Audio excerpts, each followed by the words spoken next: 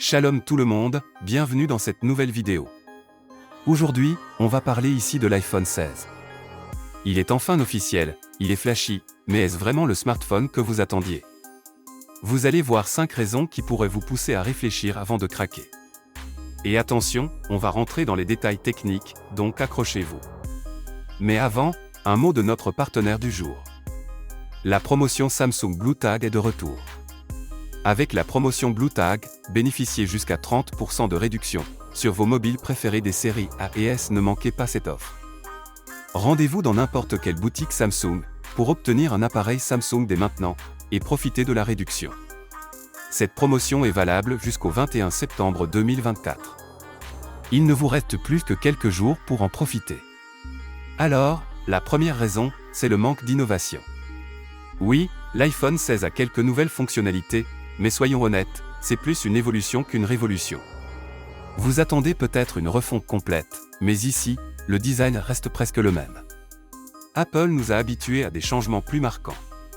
Mais là, c'est plutôt la continuité des modèles précédents.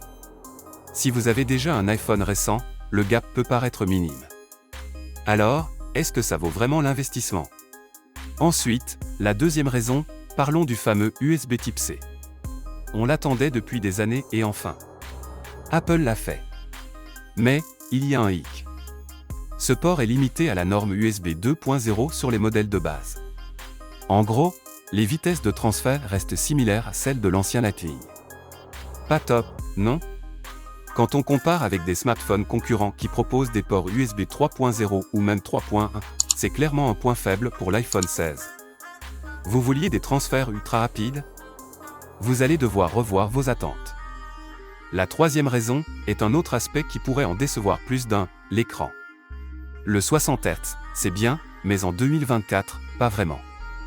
Alors que de nombreux smartphones dans la même gamme proposent des taux de rafraîchissement à 90 Hz ou 120 Hz, l'iPhone 16 reste en retrait.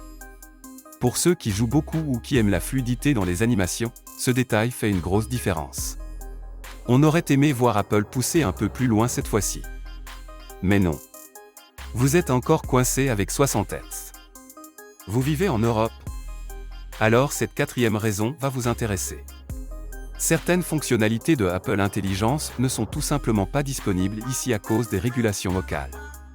Donc, si vous attendiez des features à y avancer dès la sortie, vous risquez d'être déçu.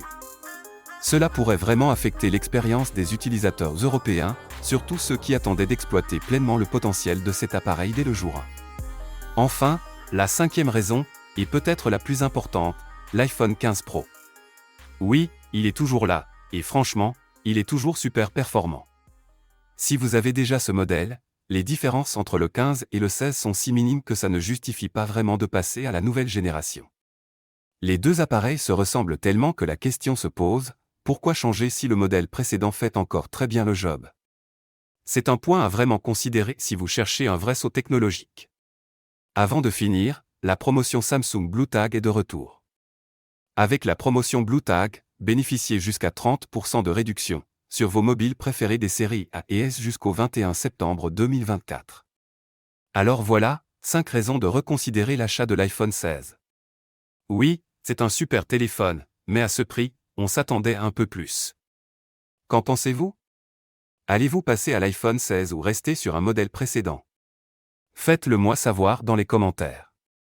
N'oubliez pas de liker, de vous abonner, et je vous retrouve bientôt pour une nouvelle vidéo tech.